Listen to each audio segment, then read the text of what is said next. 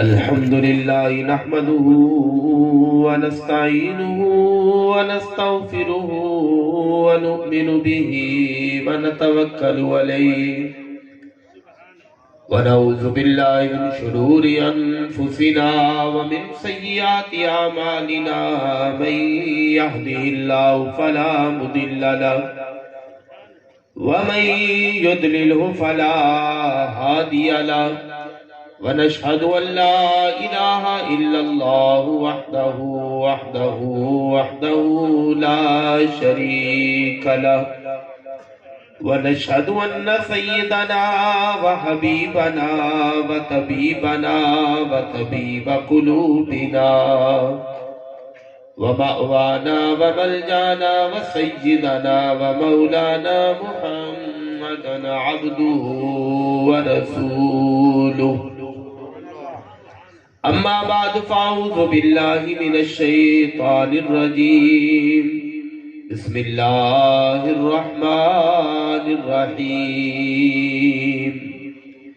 إنا أعطيناك الكوثر فصل لربك وانحر إن شانئك هو الأبتر آمنت بالله صدق الله العظيم وصدق رسوله النبي الكريم الأمين إن الله وملائكته يصلون على النبي يا أيها الذين آمنوا صلوا عليه وسلموا تسليما بعد بلند پڑھیں گے اللهم صل على سيدنا ومولانا محمد واصحاب سيدنا وأولاد سيدنا وأزواج سيدنا وإطرة سيدنا ومولانا محمد وبارك وسلم وصلوا عليه الصلاة والسلام عليك يا رسول الله وعلى آلك وأصحابك يا حبيب الله. کام بھی آسان ہے، درود بھی آسان ہے. آپ خاموش بیٹھے ہیں، مل کے پڑھیں. الصلاۃ والسلام علیک یا رسول اللہ وعلی آلک واصحابک یا حبیب اللہ. الصلاۃ والسلام علیک یا نبی اللہ وعلى آلك وأصحابك يا نور الله.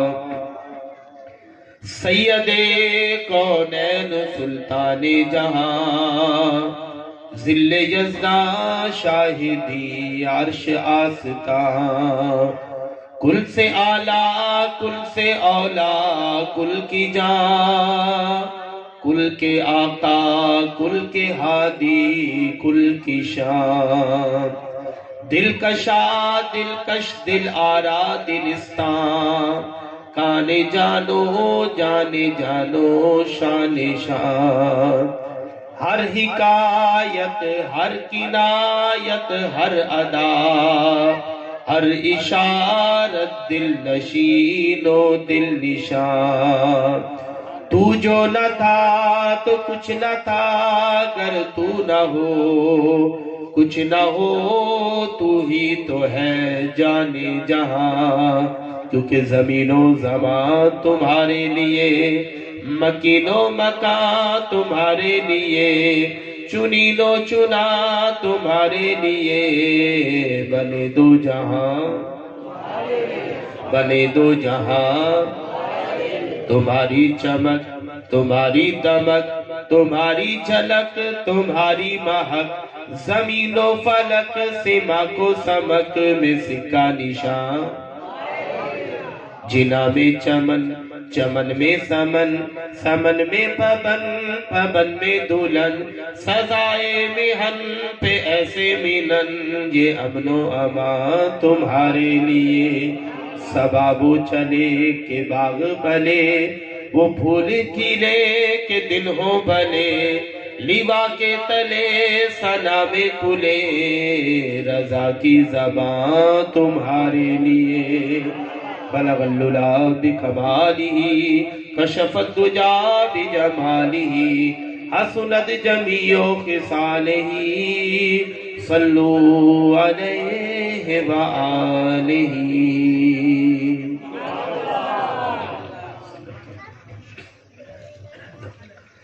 حمد و ثنا و صلاۃ کے بعد اللہ وحدہ لا شریک کی بارگاہ جناب میں دعا ہے. خالق کائنات جل جلالہ ہم سب کا اپنے گھر میں بیٹھ کر اپنا اور اپنے پیارے محبوب صلی اللہ علیہ وآلہ وسلم کا ذکر مبارک کرنا قبول و منظور فرمائے. اللہ کریم اس ذکر مبارک کو میری آپ کی بخشش اور نجات کا ذریعہ فرمائے. نہ تو کوئی تھکنے کا ٹائم ہے نہ تھکنے کا موسم ہے. ثناخانی بھی بڑی پیاری کی ماشاءاللہ. مولانا محمد وسیم اتاری صاحب نے خوبصورت حدیث شریف بھی آپ کو سنائی. باوجود اس کے آپ ڈھیلے ڈالے بیٹھے ہیں. ذرا بلند آواز سے سنائیے سبحان اللہ. کہ آپ جاگ کر بیٹھیں گے گفتگو کرنے کا مزہ آتا ہے نا. دیوار کے ساتھ بیٹھ کر دیوار کے سامنے تو بات ہو نہیں پاتی. اگر ایک دوسرے کو سنیں گے سنائیں گے کو سر ہلائیں گے زبان ہلائیں گے تو میں سمجھوں گا کہ میں جو بات کر رہا ہوں آپ تک پہنچ رہی ہے. سبحان اللہ کہا آپ نے تو پھر چلتے ہیں در مولا علی پر. پھر ڈھیلے ہو جاتے ہیں.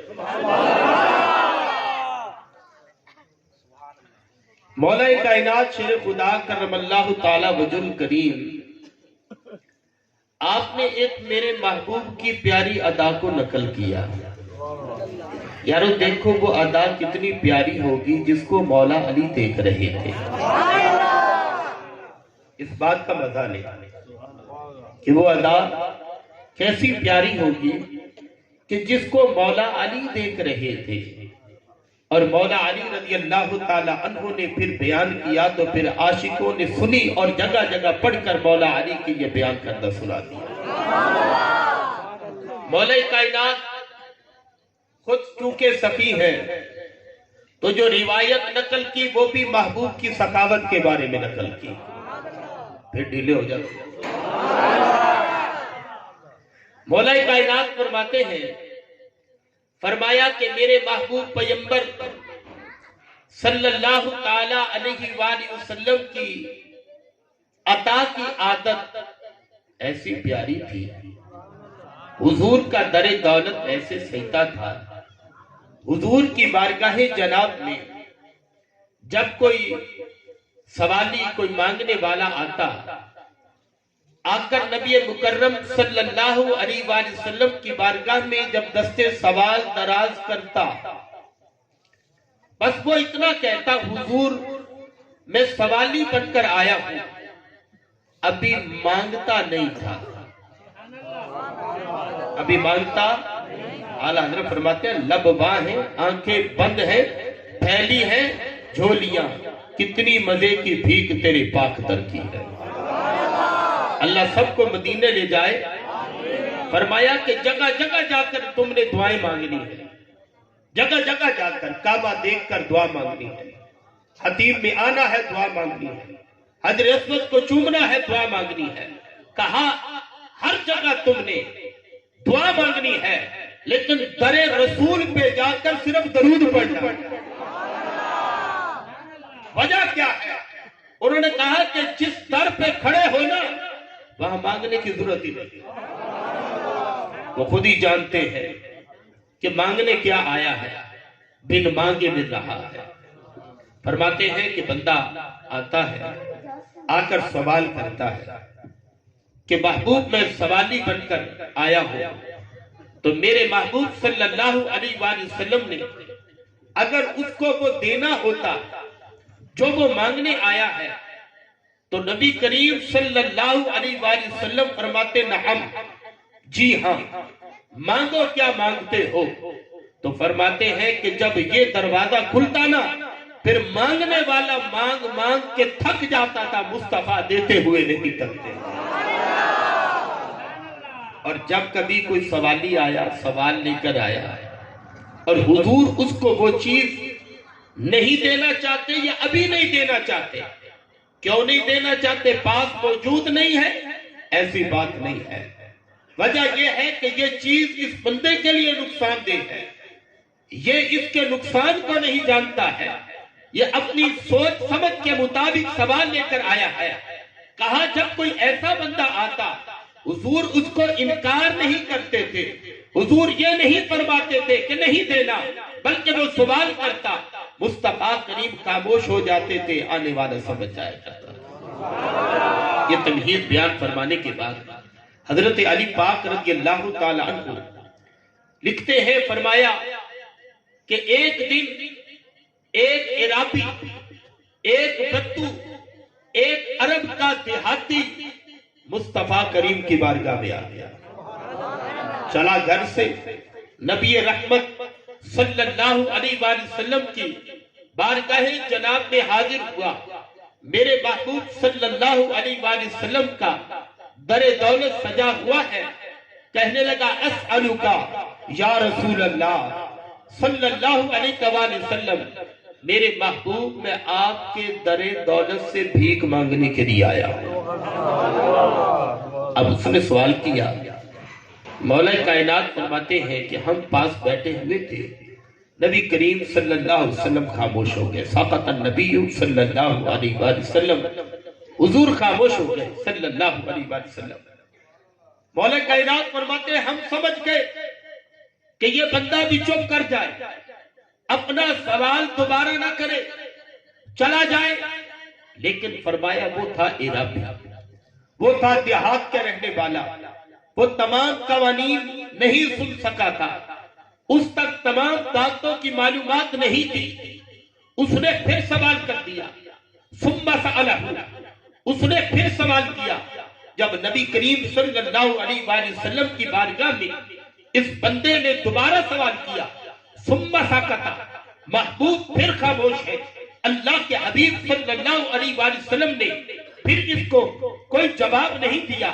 مولا کائنات فرماتے ہیں ہم صحابہ بیٹھے دیکھ رہے تھے کہ اس کو چپ کرنا چاہیے، لیکن یہ بارگاہ مصطفیٰ کا انداز جانتا نہیں تھا، یہ مانگنے والا اپنی محبت میں مانگ رہا تھا، بار بار تقاضا کر رہا تھا، حتیٰ کہ تیسری مرتبہ پھر اس نے کہہ دیا، اسألک یا رسول اللہ صلی اللہ علیہ وآلہ وسلم، میرے محبوب صلی اللہ علیہ وآلہ وسلم، میں آپ کی بارگاہ میں سوالی بن کر آیا ہوں، اور میں نے یہ سن رکھا ہے کہ ان کے در پہ جو گیا سوالی کبھی نہ لوٹ کر وہ آیا خالی، وہ سبھی کی چولیاں بھر رہے ہیں، سبھی کو طیبہ بھولا بھولا۔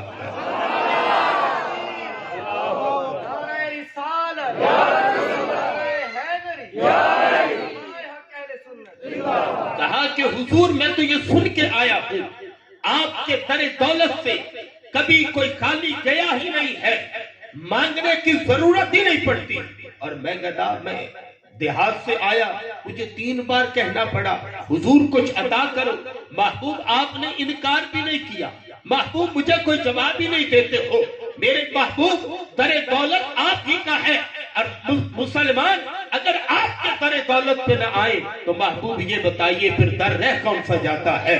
پھر میرے محبوب علیہ السلام پھر بتائیے وہ جگہ کون سی ہے جہاں جا کر یہ منگتے مانگے رب نے آپ کو بھیجا اس لیے ہے، آپ کے امتی آپ کے در دولت پہ آ کر آپ کی عطاؤں کا سوال کرتے رہے۔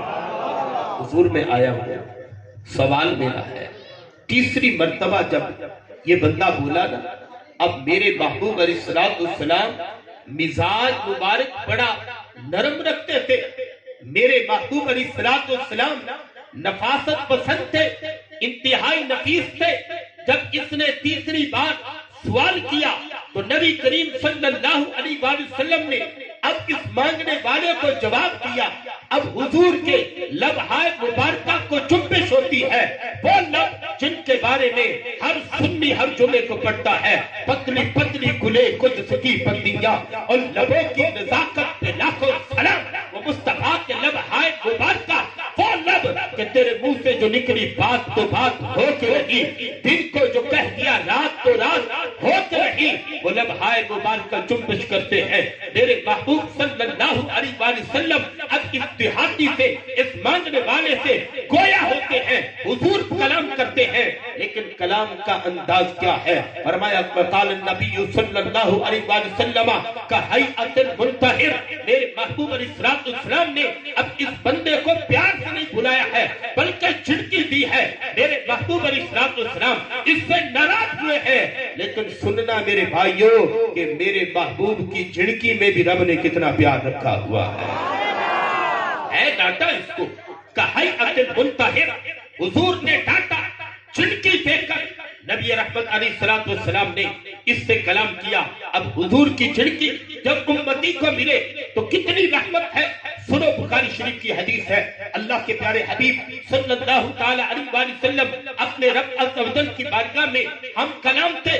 رب عز و جل کی بارگاہ میں عرض کی, میرے مالک, میرے امتی, میرے صحابہ میری بارگاہ میں آتے ہیں, آ کر اپنے سوال بھی, اپنی مشکلات بھی, اپنے معاملات بھی میرے سامنے رکھتے ہیں. ان کے شب و روز میرے سامنے ہے, ان کی تربیت کرنا میری ذمہ داری ہے. میرے مولا کبھی مزاج میں جلال آ جاتا ہے, میرے مولا کبھی کبھی میں ان کو ڈانٹ دیتا ہوں. اے میرے مولا وجہ انہی کی ہوتی ہے, سمجھانا ان کو ہوتا ہے, ان کی تربیت کے لیے ان کو ڈانٹ دیتا ہوں. میرے مولا ڈانٹتا ان کی تربیت کے لیے ہوں, لیکن تو نے تو مجھے رحمت للعالمین بنا کر بھیجا ہے. میری رحمت یہ چاہتی ہے کہ نہ ڈانٹا جائے, لیکن اس کی تربیت یہ چاہتی ہے کہ اس کو ڈانٹ کھلائی جائے. مالک میرے ساتھ ایک وعدہ کر لے کہ جب کبھی میرا امتی میری بارگاہ میں آئے اور میں اپنے امتی کو اس کی وجہ, اس کی کسی تربیت کی وجہ سے اس کو ڈانٹوں, تو مولا جب تک میں امتی کو ڈانٹتا رہوں تیرا فرشتہ میرے امتی کے حق میں نمازیں لکھتا رہے, تیرا فرشتہ میرے امتی کے حق میں نماز روزے لکھتا رہے, تیرا فرشتہ میرے امتی کے حق میں حج لکھتا رہے. امام احمد بن حنبل رحمت اللہ تعالی علیہ نے 22 عبادات کا ذکر کیا کہ رب کے محبوب نے رب سے وعدہ لیا, میرے مولا جب تک امتی کو ڈانٹتا رہوں تیرے فرشتے مل کر میرے امتی کے نامہ اعمال میں نیکیاں درج کرتے رہے. نعرہ تکبیر, نعرہ رسالت, نعرہ خلافت, نعرہ حیدری, تاجدار ختم نبوت, تاجدار ختم نبوت. اب دیکھو حضور علیہ السلام اگر کسی کو جھڑکی دے, وہ جھڑکی بھی کتنے فائدے مند ہے. پیار تو پھر پیار ہے. حضرت زید رضی اللہ تعالی, زید بن حارثہ رضی اللہ تعالی عنہ آزاد تھے, کسی نے اغوا کر لیا اور بیچ دیا, غلاموں کی طرح بکنا شروع ہو گئے, اور قسمت یوں آئی کہ بکتے بکتے مصطفیٰ کے قدموں میں آ پہنچے. بکنے کا بھی مزہ, آزاد سے غلام ہوئے, پھر غلامی کے بعد جو آزادی ملی, پہلی آزادی سے بھی اس نے زیادہ بڑھا دیا. اب یہ نبی علیہ السلام کے غلام ہو گئے, حضور علیہ السلام کے ساتھ رہتے ہیں. میرے محبوب صلی اللہ تعالی علیہ وآلہ وسلم کے ساتھ جب رہے تو پیچھے علاقے والوں کو خبر مل گئی, اپنے بیٹے کی پتہ چلا کہ ہمارا بیٹا مکہ پاک میں ہے. 4 بندے اکٹھے کیے, چچا بھی آ گیا, مال بھی اکٹھا کر دیا. علاقے کے معززین لے کر نبی رحمت شفیع امت صلی اللہ علیہ وآلہ وسلم کی بارگاہ جناب میں حاضر ہو گئے. محبوب علیہ السلام جلوہ گر ہیں. ان لوگوں نے کہا کہ اے محمد ابن عبداللہ صلی اللہ تعالی علیہ وآلہ وسلم, ہم نے سنا ہے کہ ہمارا بچہ جو اتنا عرصہ پہلے گم ہوا وہ تمہارے پاس ہے, اگر مہربانی کرو تو رقم لے لو, ہمارا بچہ ہمیں لوٹا دو. جتنی ایک عرف میں غلام کی قیمت ہے وہ لے لو, اگر زیادہ لینا چاہتے ہو تو زیادہ بھی ہم دینے کے لیے تیار ہیں, لیکن ہمارا بچہ ہمیں لوٹا دو. میرے محبوب صلی اللہ تعالی علیہ وآلہ وسلم نے فرمایا بات پیسوں کی نہیں ہے, بچے کو بلا لو.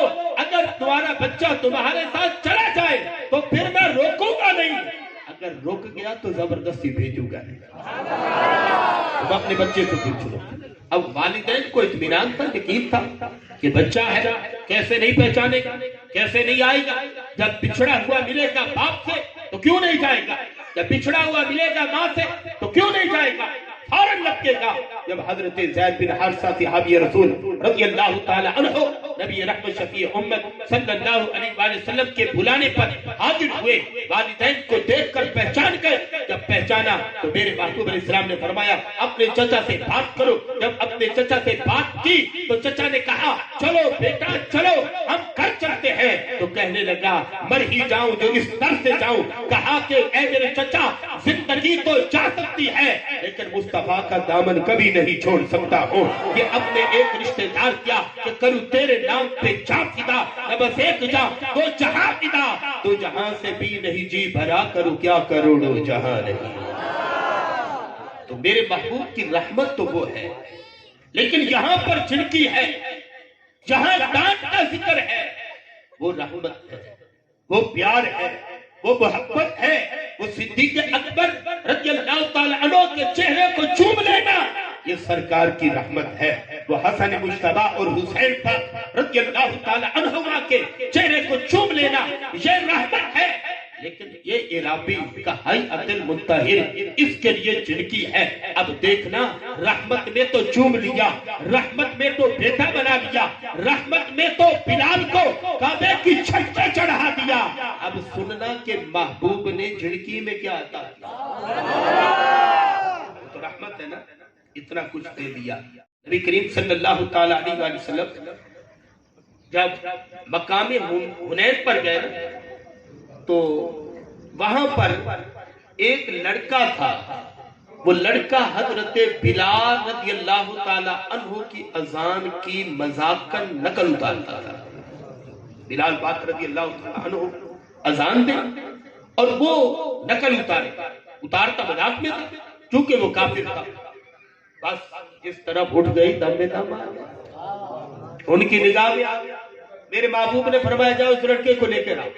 اب صحابہ پیچھے پیچھے، لڑکا آگے آگے بھاگتا ہوا جا رہا ہے، پھر آ کر صحابہ نے پکڑ لیا۔ جب پکڑ کے لائے تو میرے محبوب نے فرمایا ذرا بلال کی اذان سنا۔ حضور نے سامنے بٹھا کر جب اذان سنی نا فرمایا چل کلمہ پڑھ، بلال مدینے کا مؤذن ہے تو مکے کا مؤذن ہے۔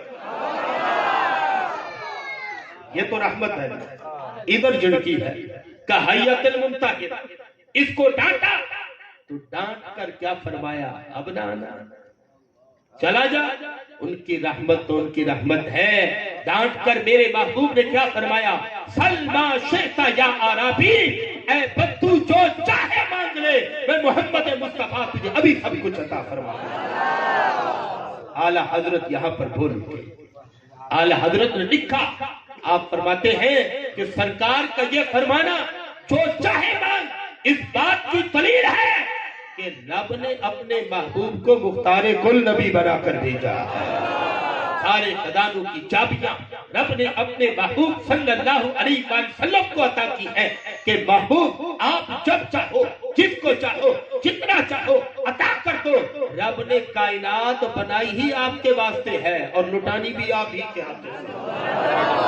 محبوب نے فرمایا جو چاہی مانگ لے، سلما شئتا، جتنا تیرا دل چاہے، تیری رضا۔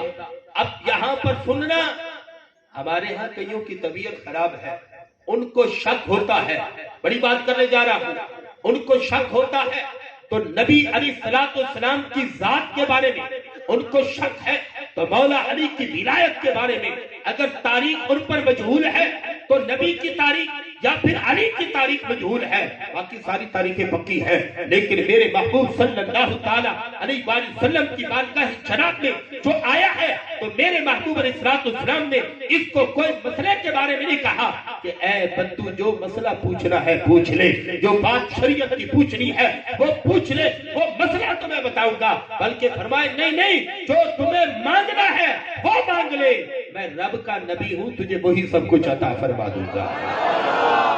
سلما شئتا، جو تیرا دل چاہے۔ بتاؤ آج اگر کسی کے سامنے اتنی بڑی گنجائش رکھ دی جائے، اتنا کسی کو اختیار دے دیا جائے کہ مانگ کیا مانگتا ہے، تو پھر کہنے والا روک تو نہیں سکتا نا کہ نہیں یہ نہیں مانگی، یہ نہیں مانگی، پیسے نہ مانگ، چیز نہ مانگ، زمین نہ مانگ۔ نہیں، جب یہ کہا کہ مانگ کیا مانگتا ہے تو پھر مانگنے والے کی ثواب دید ہے، وہ کتنا مانگے۔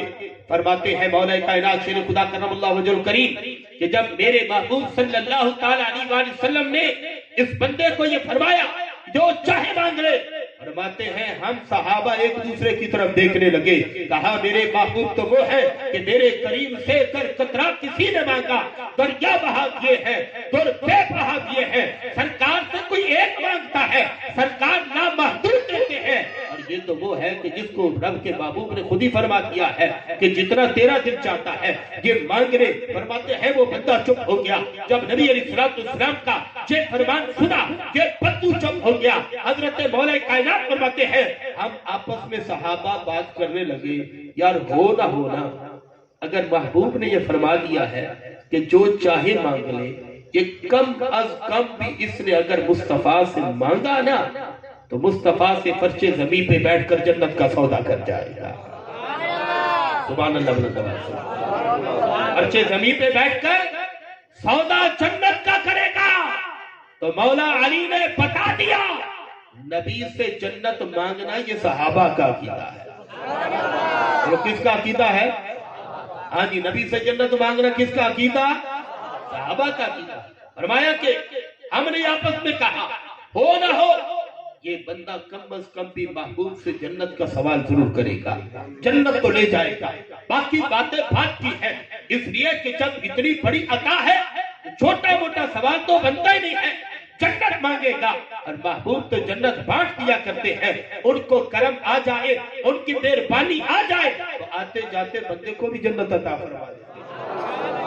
اب یہ بدو عرابی جس کو پہلی بات کی سمجھ نہ تھی، جس کو اس بات کی بھی سمجھ نہ تھی، یعنی جس کو محبوب علیہ السلام کا چپ ہونا سمجھ میں نہ آیا، اس سے محبوب کا پھر بولنا بھی سمجھ میں نہ آیا۔ وہ حضور کی چپ سے بھی بات نہ سمجھا تو حضور کے اس قول سے بھی نہ سمجھا کہ اب میں نے مانگنا کیا ہے۔ سرکار نے فرمایا مانگ کیا مانگتا ہے، جو تیرا دل چاہے وہ مانگ لے۔ مولا کائنات فرماتے ہیں ہم صحابہ یہ سوچ رہے تھے کہ اس نے مانگا بھی تو کم از کم مصطفیٰ کریم سے ایک جنت کا سودا کرے گا، لیکن جب بدو بولا کہنے لگا اسألک راحلہ، میرے محبوب اگر دینے پہ آ گئے ہو تو مجھے ایک سواری عطا فرما دو، ایک اونٹنی دے دو۔ حضور نے فرمایا لکا ذاک، وہ تو دے دیا، ثم سل، کچھ اور بھی تو مانگ،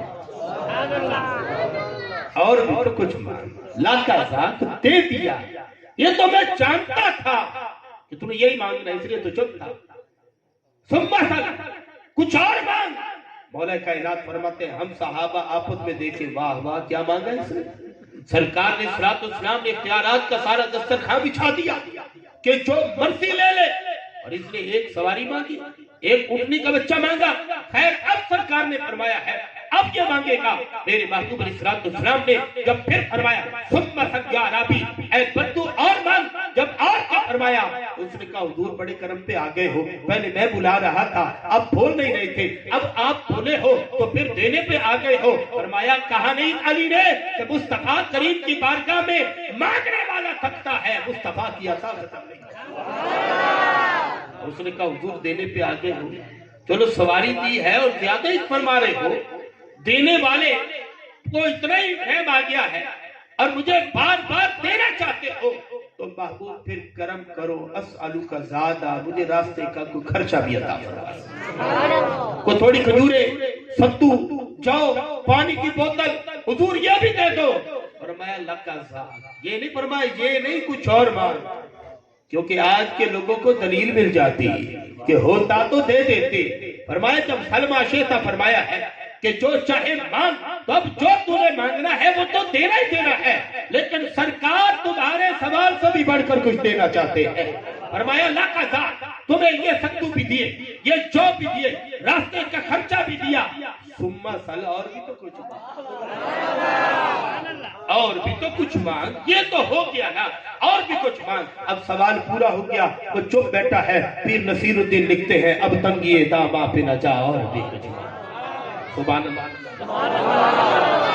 اور بلند آواز سے سبحان اللہ۔ اب تنگی داماں پہ نہ جا، اور بھی کچھ مانگ ہے آج وہ مائل باتا اور بھی کچھ مانگ ارے دے سکتے ہیں وہ کیا کہ وہ کچھ دے نہیں سکتے یہ بات نہ کر ہوش میں آ اور بھی کچھ مانگ سرکار کا در ہے در شاہاں تو نہیں جو مانگ لیا اور ہی کچھ مانگ اور بدو کیا کہتا ہے جھولی ہی میری تنگ تھی کیا مانگ جھولی ہی میری تنگ تھی کیا مانگتا ان سے وہ تو کہتے ہی رہے مانگ رہے اور بھی کچھ مانگ سمبا سنجارا بھی اے بدو اور بھی کچھ مانگ اب بدو کے پاس اور کوئی سوال نہیں ہے بدو کے پاس اور کوئی بات ہی نہیں وہ کیا مانگے وہ تو جتنا سوال بنا کے آیا تھا اس نے مانگ لیا اب یہ چپ بیٹھا ہے سرکار علیہ السلام بار بار فرماتے ہیں اور مانگ اور مانگ اور مانگ یہ چپ بیٹھا ہے اب میرے محبوب صلی اللہ تعالی علیہ وسلم نے فرمایا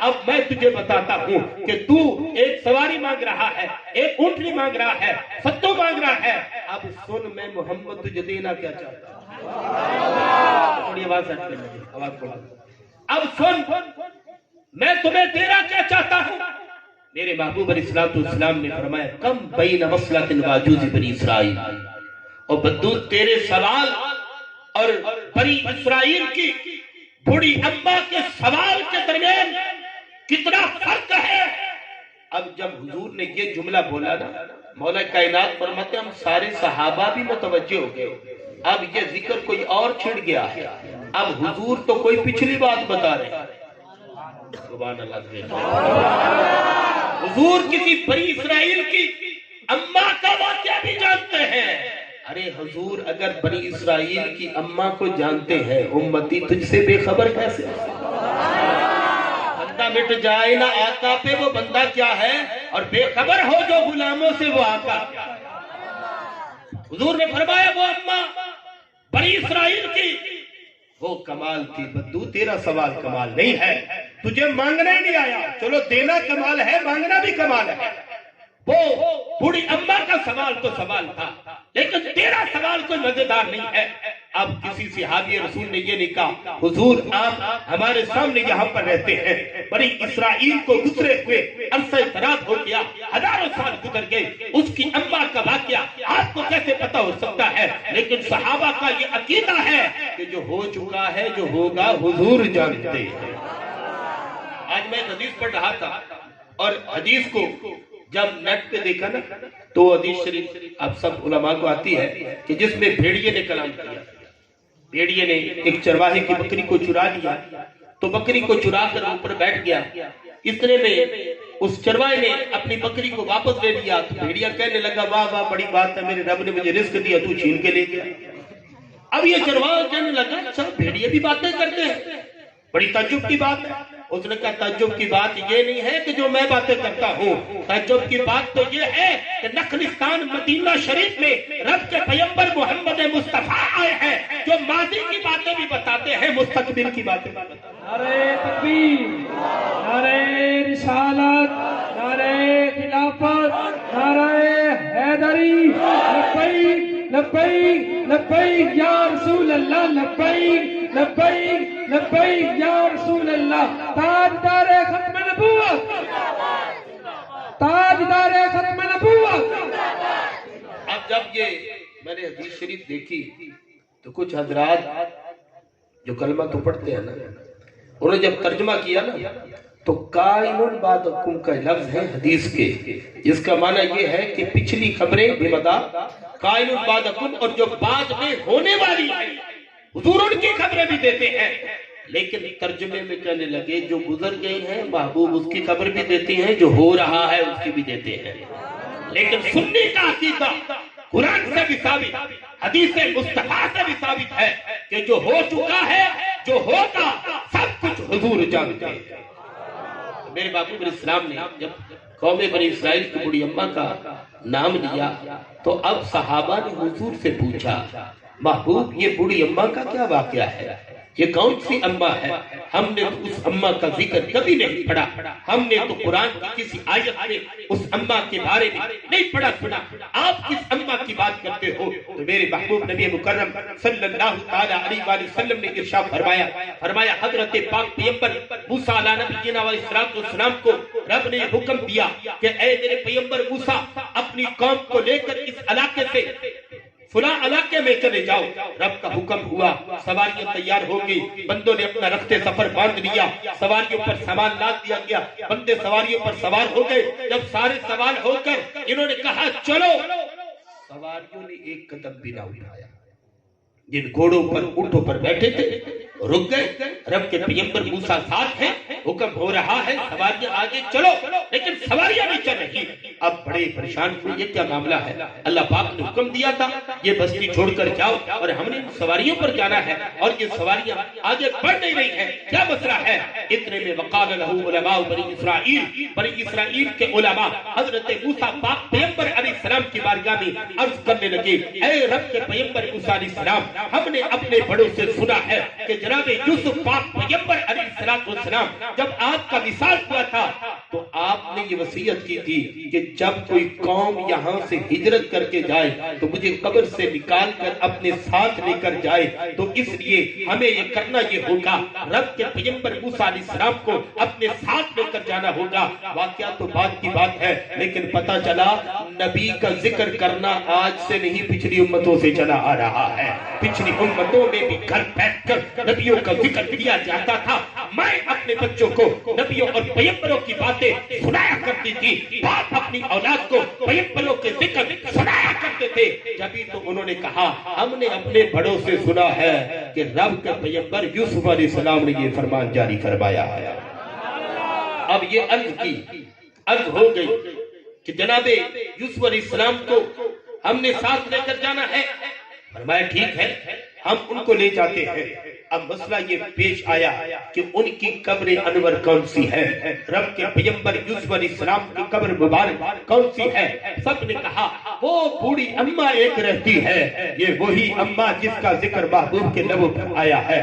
کہنے لگے ایک بوڑھی اماں رہتی ہے، وہ عمر رسیدہ ہے، اس کو پرانے لوگوں کی واقفیت ہے، چلو ان سے چل کر پوچھتے ہیں۔ رب کے پاک پیغمبر موسیٰ علیہ السلام اس بوڑھی اماں کے دروازے پہ آتے ہیں، دستک ہوتی ہے، اماں باہر آتی ہے۔ رب کے پیغمبر نے اپنا تعارف کروایا، تعارف کروانے کے بعد آپ نے فرمایا هل تعلمین این قبر یوسف علیہ السلام، اے بوڑھی اماں جانتی ہے میرے بھائی یوسف علیہ السلام کی قبر انور کہاں پہ ہے؟ قالت نعم، کہنے لگی ہاں موسیٰ میں جانتی ہوں، مجھے پتا ہے تیرے بھائی یوسف کی قبر کہاں پہ ہے۔ حضرت پاک پیغمبر موسیٰ نے کہا اے اماں جلدی کر بتا وہ قبر انور کون سی ہے، ہم اپنے بھائی یوسف کو نکال کر اپنے ساتھ لے جانا چاہتے ہیں۔ بندے تیار ہیں، سواریاں تیار ہیں، سامان رکھا ہوا ہے، بندے سواریوں پر بیٹھے ہیں، لیٹ کرنے کا اب وقت نہیں ہے، اماں جلدی کر کے بتا دے، ہم پاک پیغمبر یوسف علیہ السلام کو اپنے ساتھ لے کر جائیں گے۔ اماں نے کہا موسیٰ ذرا آرام سے، اتنی بھی جلدی کیا ہے؟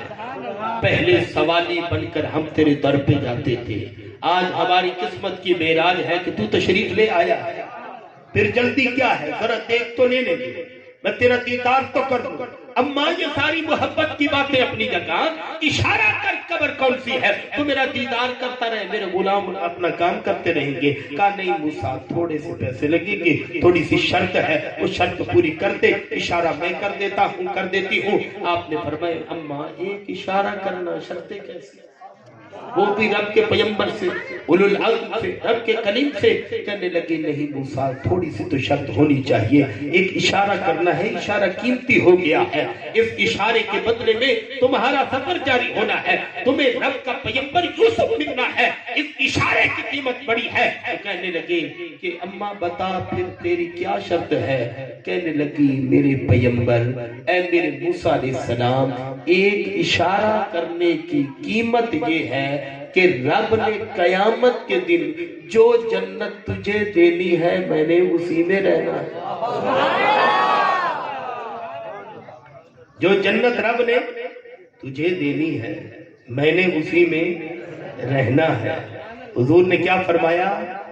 بدو تجھ سے تو اماں اچھی نکلی، حضور یہ دینا چاہتے تھے.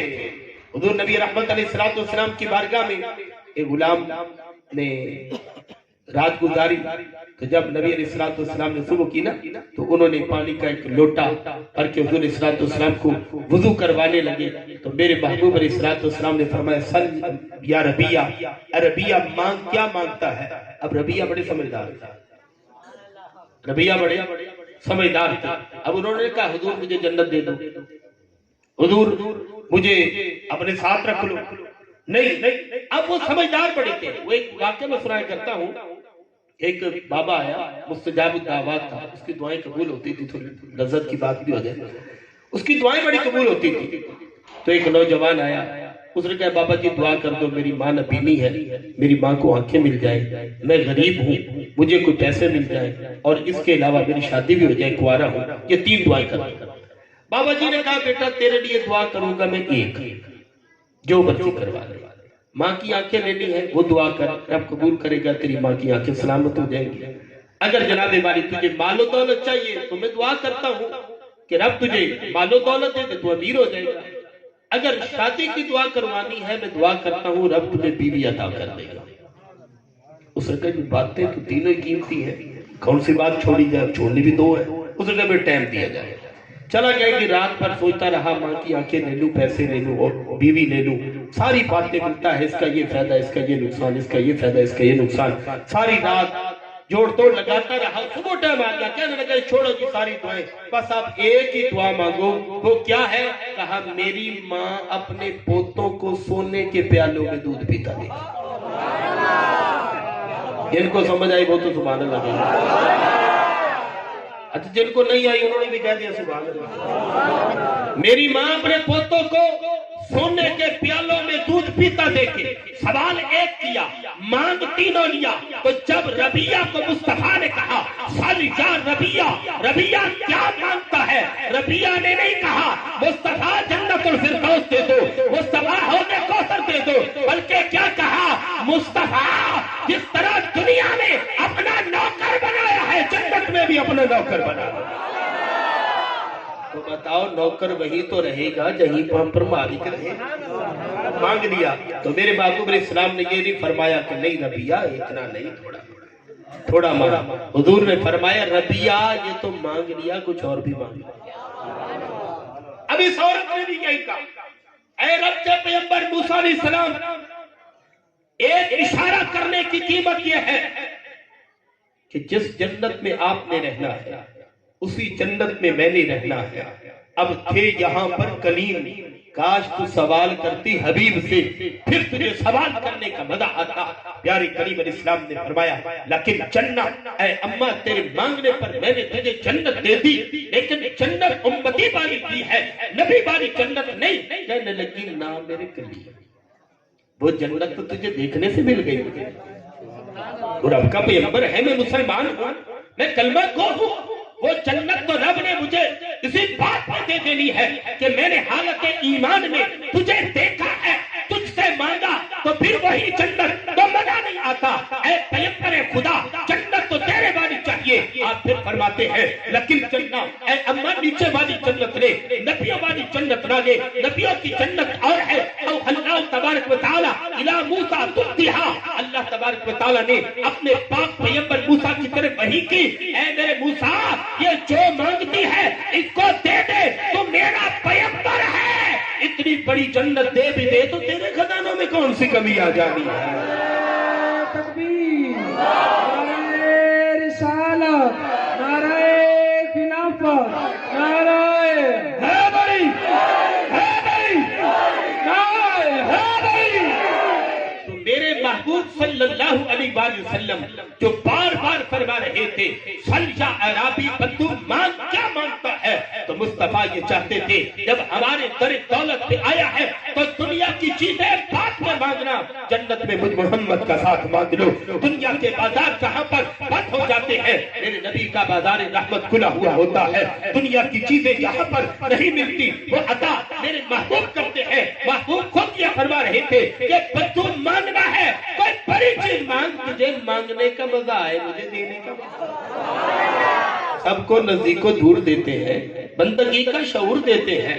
حق پرستوں کا، سنیوں کا یہ عقیدہ ہے، جو بھی مانگو حضور دیتے ہیں. تو میرے محبوب صلی اللہ علیہ وآلہ وسلم کے در دولت پر میرے پیارے بھائیوں ہمیشہ سوالی بن کر رہو. آقا نبی رحمت صلی اللہ علیہ وآلہ وسلم کا در ہے ہی اس لیے کہ منگتے آتے رہیں، خیرات پاتے رہیں. جتنی بار حضور کی بارگاہ میں جائے گا وہی شرف پائے گا. جماعت صحابہ علیہ رضوان کتنا بڑا رتبہ ہے، کتنی بڑی شان ہے کہ امتوں میں سارے مل جائیں اور سارے متقی ہو، سارے ولی ہو، پرہیزگار ہو، تو کسی ایک صحابی کے برابر بھی نہیں ہو سکتے. تو جانتے ہو وجہ کیا ہے؟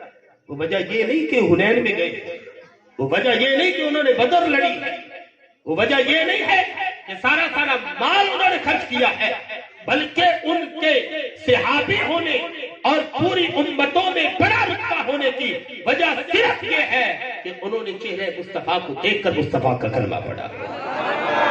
تو اس در سے اگر کوئی ہٹ جائے گا وہ قابل عزت نہیں رہ سکتا ہے. اس در میں اور نکاح فرمایا کہ صحابہ کرام علیہ رضوان میں جو رتبہ ہے نا، یہ جو ترتیب ہے، یہ جو فضائل ہے، یہ کس اعتبار سے ہے؟ کیا کہو کہ نمازوں کے لیے آتے ہیں؟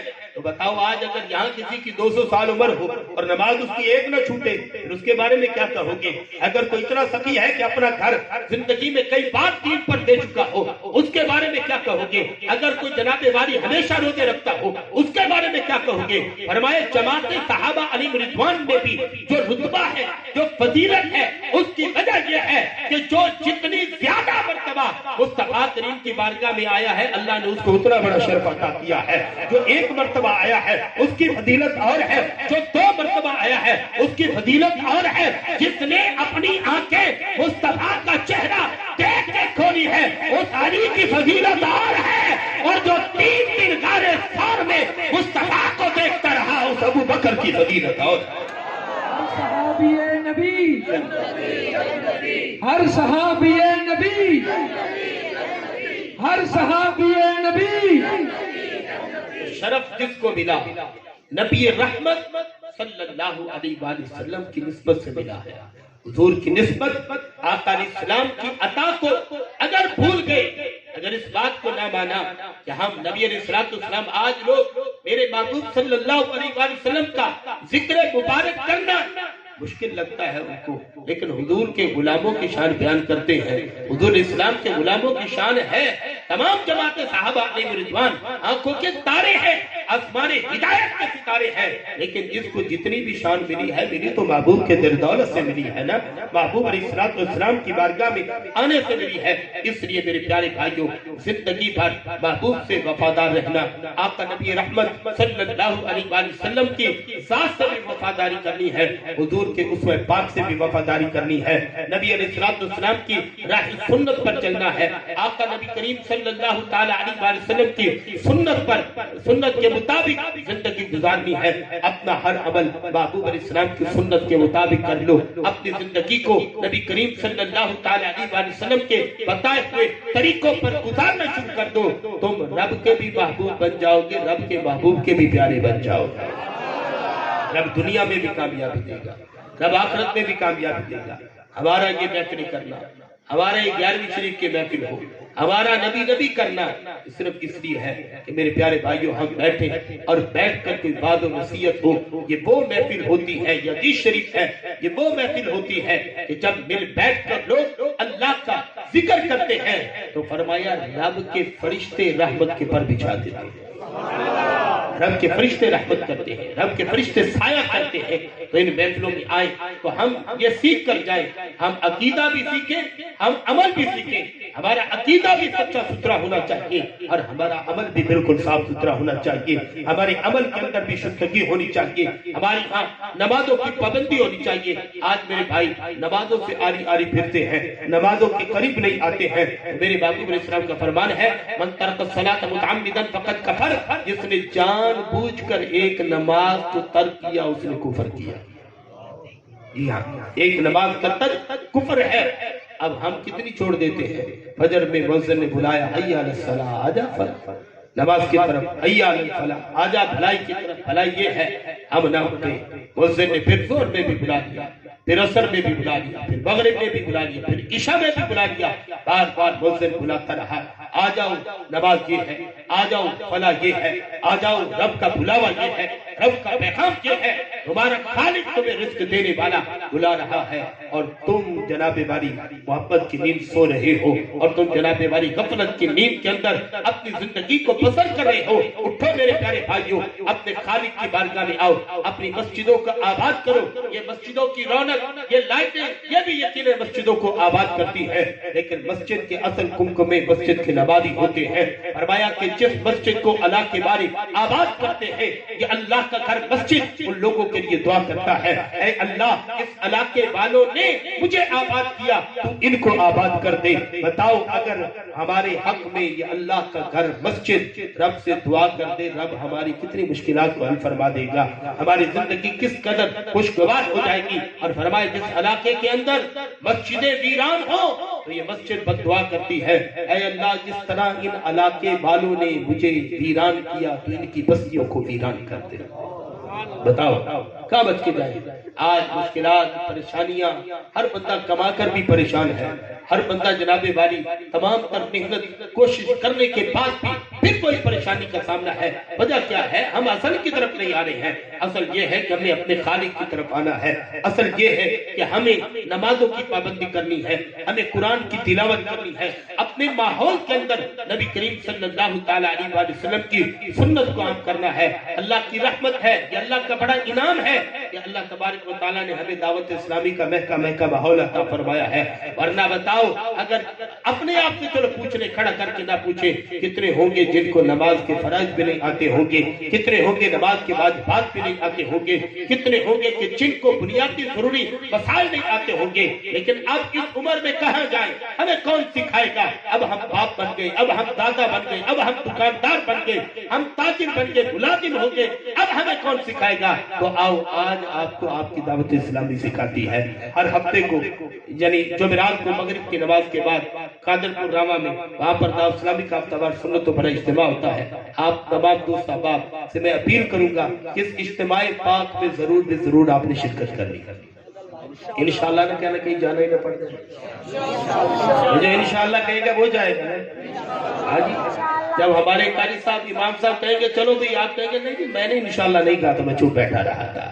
بیٹھے رہو چپ، شریعت کے مسئلے سن لو میرے بھائیوں، بس سمجھنا کہ یہ مسئلہ مجھے پتا نہیں تھا اس لیے ہو گیا۔ اگر کسی کو کوئی مسئلہ معلوم ہو اور پھر وہ بندہ گناہ کرے یعنی اس پر عمل نہ کرے، اس کو ایک گناہ ملتا ہے، اور اگر کسی کو معلوم ہی نہ ہو فرض مسئلہ اور پھر وہ اس کو ترک کر دے تو اس کو 2 گناہ ملتے ہیں۔ یہ نہ سمجھنا کہ نہیں سیکھیں گے تو بچ جائیں گے، اگر نہیں سیکھو گے تو گناہوں میں مبتلا ہوتے جاؤ گے۔ نیت کو میرے پیارے بھائیوں اجتماع پاک میں شرکت کریں، اپنی اولادوں کا عالم دین بنائیں، حافظ قرآن بنائیں۔ اللہ پاک مجھے آپ کو عمل کرنے کی توفیق نصیب فرمائے، آمین بجائے خاتم النبی الامین صلی اللہ تعالی علیہ وآلہ وسلم۔